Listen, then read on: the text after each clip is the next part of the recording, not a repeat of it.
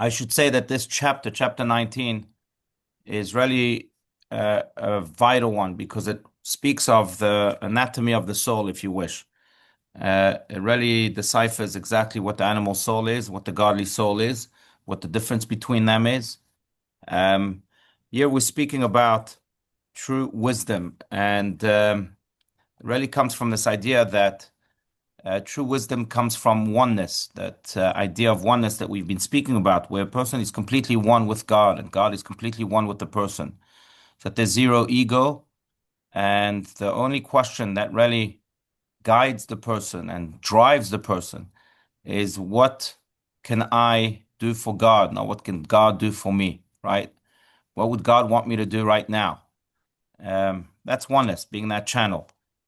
We spoke about wisdom in that sense, and we'll continue to speak about wisdom in that sense, and we'll get to the words themselves uh, momentarily. But wisdom, we said, chokhmah is the word chokhmah in Hebrew. Chokhmah really comes, if you recall, comes from two Hebrew words, koach, ma. In the word chokhmah in Hebrew, you have the word koach and you have the word ma, which means strength, what?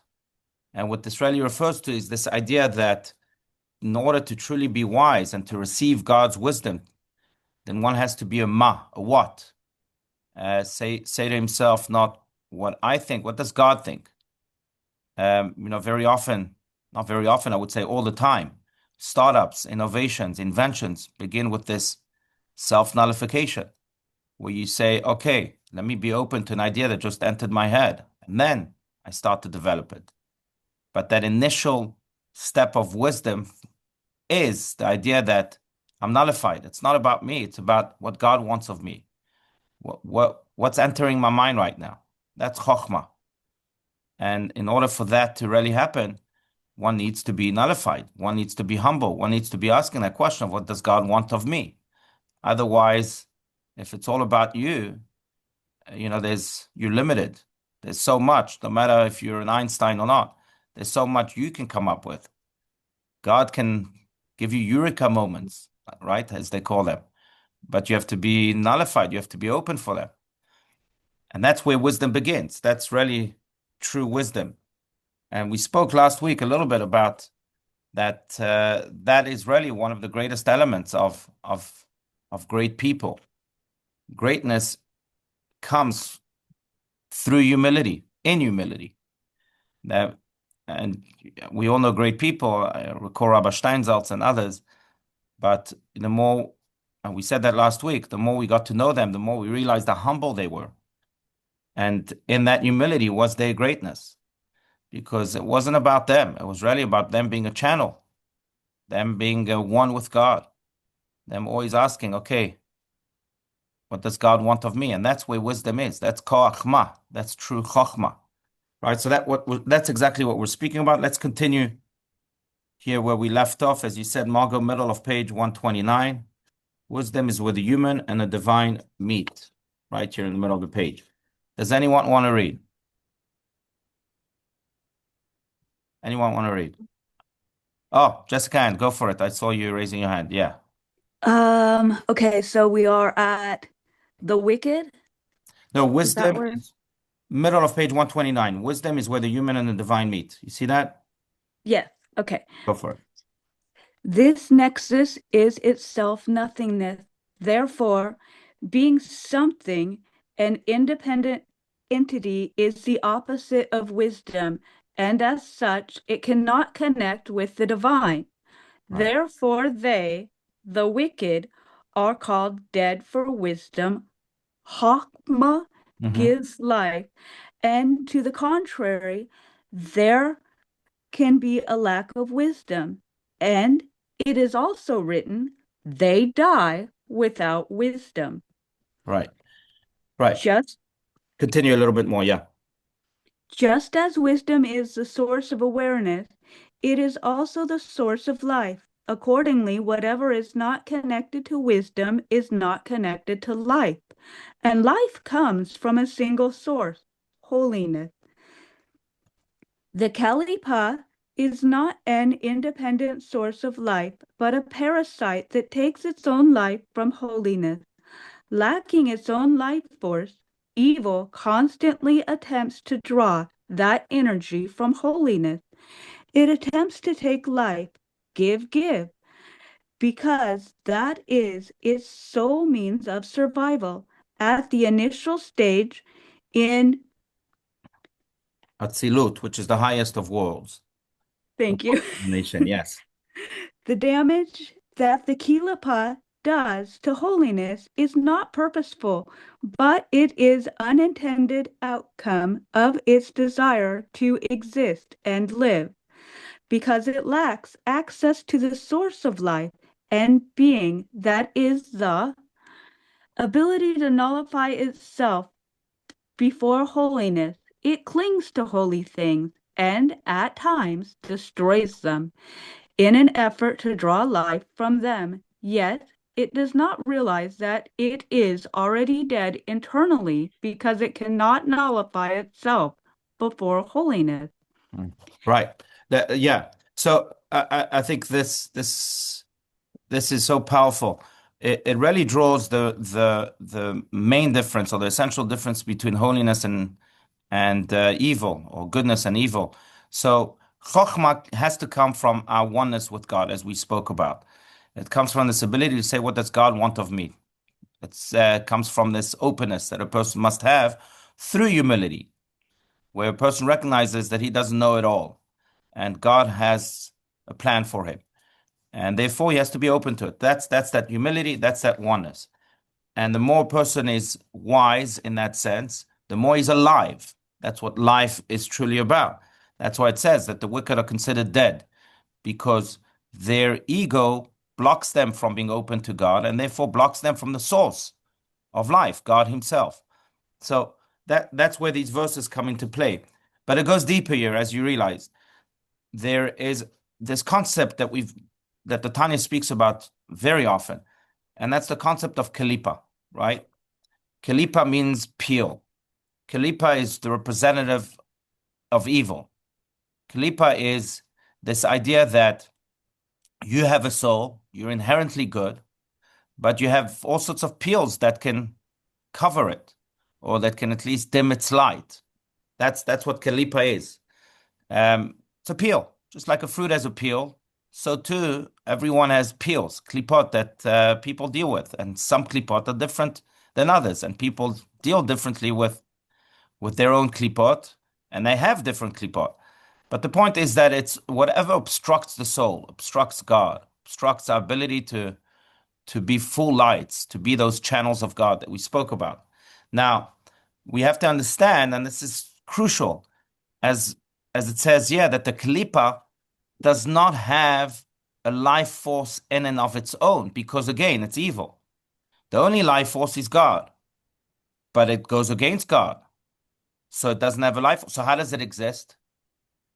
If it can't be connected to God, but it's because it doesn't want what God wants, it stands opposite God, so to speak. How can it exist? Everything comes from God. And in order to exist, you have to have some godliness, right? God creates. We say it in prayer every day. God renews us all day long, every second. So how can klipa exist if it is opposite God? And the answer is that klipa exists because it latches on to goodness. It latches on to that true wisdom. It tries to by trying to interrupt it, it gets its life force. Almost like, again, a peel latches on a fruit. That's how it exists. Second you peel the fruit, those peels eventually die. But for it to exist, it needs to latch on. Now, same with kalipa. And that's why you'll find that whenever there's tremendous holiness, there's tremendous kalipa, there's tremendous opposition. Because there's so much life force, the kalipa wants that, otherwise it will die. It's like, okay, I can go to a place where I get so much life. Jerusalem is the most contested city in the world because it's the holiest city in the world. You see that in the Talmud regarding people. It says in the tractate of Sukkah that Kol gadol mechavero yitzro gadol himeno. That whoever is greater, and again, we defined greatness by humility last week, remember?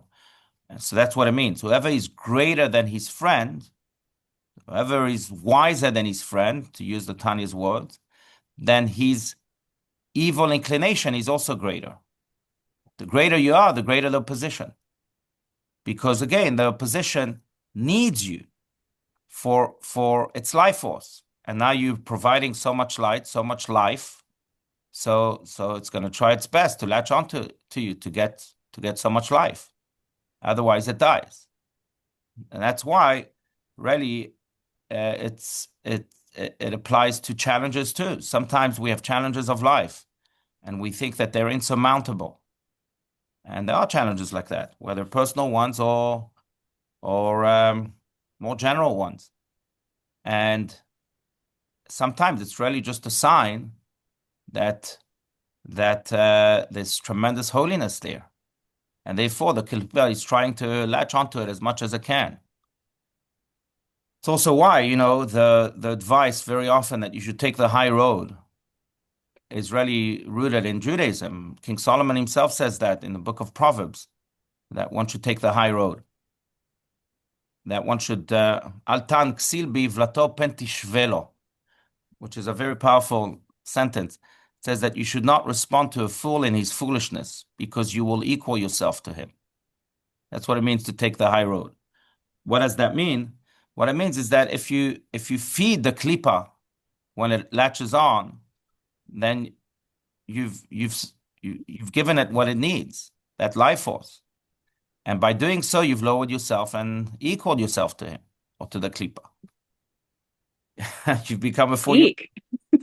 So the more the holiness just focuses on what it needs to do, on being that source of chokhmah, a source of light, and not nurturing the klipa by answering it, then the more it can ascend, the more it can unleash itself, so to speak, and the more the klipa dies. That's why, and this is what this mentions here, that's why in the world of Atzilut, which is the highest of worlds, right? There are four worlds. Atzilut is the world of emanation, and there's the world of creation, and there's the world of formation, and then there's our world, which is the world of action. But in the highest of world, where that light, that chokhmah is shining without any hindrance or reservation, then klipa doesn't stand a chance of existing. It melts away. The klipa feels the strength of that light, that it's like darkness versus light. It just goes away. When you have so much light, darkness doesn't exist, can't exist. It's the same here. The more a person focuses really on the divine, on his ability to surmount that challenge, on his ability to surmount his evil inclination, because the greater you are, the greater the evil inclination is mentioned. The more you focus on that holiness, on what God wants of you, and being just one with that, the more the klipa will eventually fade away. It says that also in the Talmud that when Mashiach will come, the evil inclination will be abolished. But it says that first, before God abolishes the evil inclination, God will show the evil inclination to people now as they see it with divine eyes. Messianic times will have heightened consciousness, and therefore will see things in a divine way. Now, the evil inclination, when it will be shown to us, it will appear differently to the righteous as it does to the wicked. When the righteous will see the evil inclination, then it will appear as a mountain. When the wicked will see the evil inclination, it will appear as a hair, one hair. And the reason for that, on a deeper level, is because the righteous understand that, the more righteous they are, or the more holiness they try to create, the more the opposition, and therefore there's such mountains of opposition. I understand that. The wicked who fall each time, they will understand, gosh, we had such strength and we didn't allow it to develop, that even this hair was able to overcome us. In many ways, I think that Talmudic statement really refers to this idea that you have God with you. And if you have God with you, then you should know it's just like a hair. Now, the more you develop that godliness, the more you'll face mountains of oppositions. That's fine. The more righteous you are, the more it appears like a mountain. But at our initial stage, we have to know you have God with you. So everything in the face of God is like a hair. One shouldn't be concerned about these klipot, even though they will grow in a position as your mountain grows. But eventually they fade away because you have God. You're one with God. So, Rabbi, the tzaddik, they don't have klipa, right? So it depends, right? Even the Tanya has 5 categories of people, and you have in the higher echelon, you have 2 categories of tzaddikim. The Beinoni is still dealing with klipa, yes, even though he overcomes the klipa each and every time, which is right why this book was written, so that we can be Beinonis in between people. But when you talk about tzaddik, you have the tzaddik that v'ralo and tzaddik v'tovlo. Tzaddik v'ralo, which means that the bad still exists. So he has klipa, but it's completely insignificant. Doesn't have any say. Then you have the ultimate tzaddik that doesn't have klipa at all, which means that he was able to be such a atzilut, right?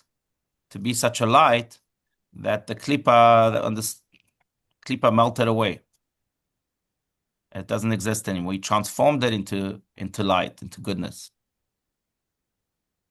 which is the ultimate level. But most of us can achieve that. I mean, maybe some of you, I certainly can achieve that. We can try to be Beinonis, which means that we deal with klipa every day. That's what life is. At some point in the Tanya, the author of the Tanya says, Ulai lekach nivra. Maybe a person was created just for that inner battle of dealing with the klipa. Yet, So is the klipa the animal soul? Is it equivalent? it's a good question. So very, very good question, because they intertwine, right? So you have the klipa, which is really part and parcel of the animal soul or of the evil inclination, but it's not only the evil inclination. So the klipa is this opposition or this ego, if you wish. The animal soul is a little bit more than that. The animal soul is also this force that can be harnessed. So you have, I would say, the expression of the animal soul is the klipa, is the peel, but it's only the expression of the animal soul. The animal soul is a force. It's a force that's channeled in negative ways, but it's a force. But the tzaddik is able to harness that force and turn it into good, as opposed to klipa that just melts away, that just is peeled and dies, right? The expression of the animal soul just dies. But the animal soul, the force itself, can be channeled. Great question. I would say it's like, you're a musician, Gary, so I don't know if it's a good example or not, but it's like the music that comes from the instrument. So you have the instrument and you have the music. The music of the animal soul is an animal one. It's an animalistic one. It's a klipa. It's bad. But if you dig deeper, you'll find an instrument that you can play to create good melodies. That's the animal soul. The instrument. Yeah. Okay.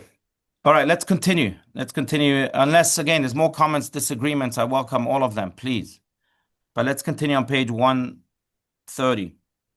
I'll tell you just a quick story that comes to mind, but it's still a powerful story that I think explains this very powerfully. And a story about a young lad who came to the Lubavitcher Rebbe of blessed memory.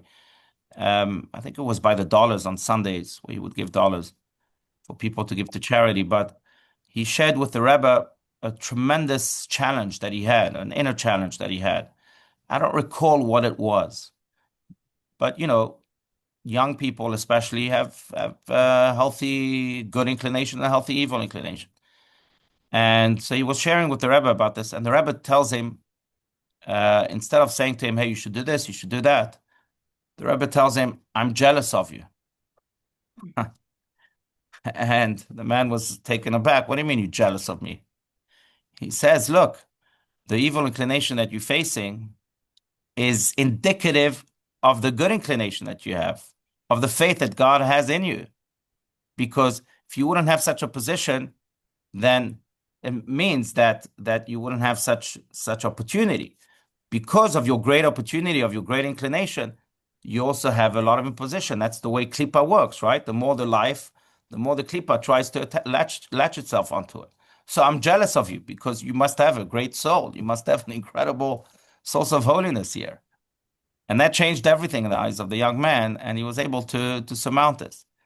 But what the Rebbe decided to do and decided to teach us by doing so is to look at not the klipa. People often complain about the klipa. Oh, what am I going to do? It's insurmountable. And whether it's a personal challenge or whether it's a life challenge altogether. What am I? And yeah, we have to dig deeper. Look, because you're having this challenge, because the holiness is so powerful and so great. And makes the Lubavitcher Rebbe jealous of you. Okay, let's continue. 130. Okay, in an effort to draw life from them, yet it does not realize that it is already dead internally because it cannot nullify itself before holiness. In this sense, idolatry is fundamentally identical with evil. Idolatry is anything that is considered to be a god, a separate power, an independent entity. Idolatry begins when something is considered to stand on its own without a master. At that moment, a crack has been opened through which the evil in the world can now pour.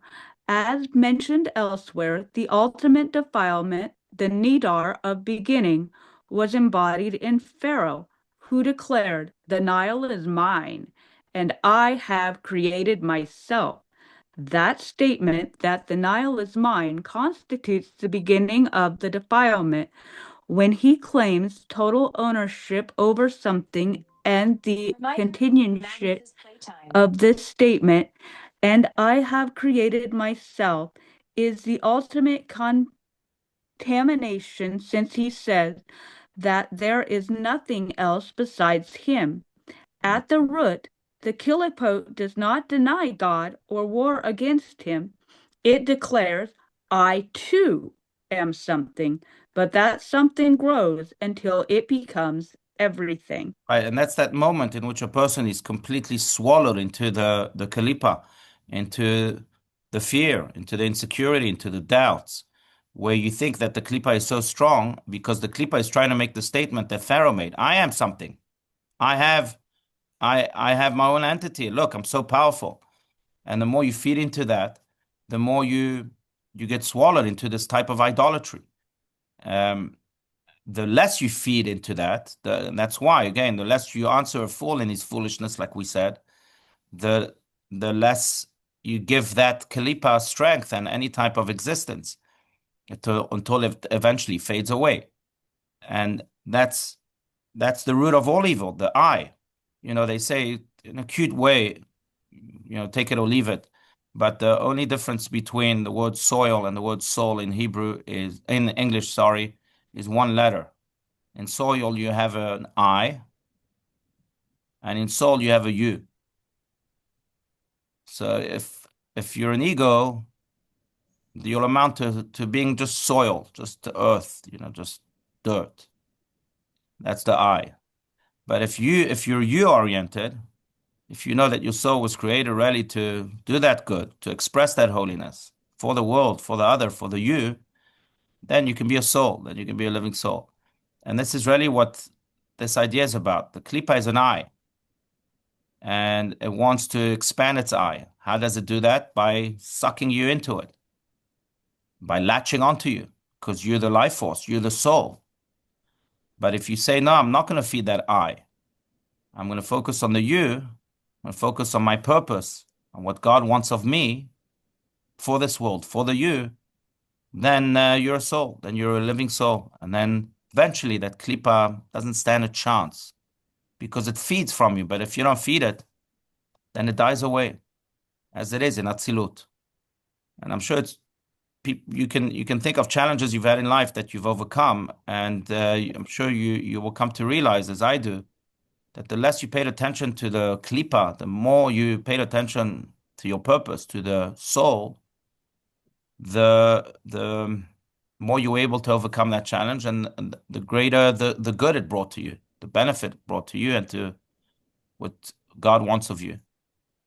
That's how God created this world. But we're in the month in which the king is in the field. As we mentioned last week, God comes out of his palace, so to speak, and he's with us. He reaches out to us with a big smile, and therefore he gives us the strength to overcome any challenge that we may have. And he makes it even more evident that he's one with us, and the only question is if we are one with him too. And to be one with him means that we don't pay attention to the klipa, and that we focus and enhance our own soul from within. And then the klipa completely fades away.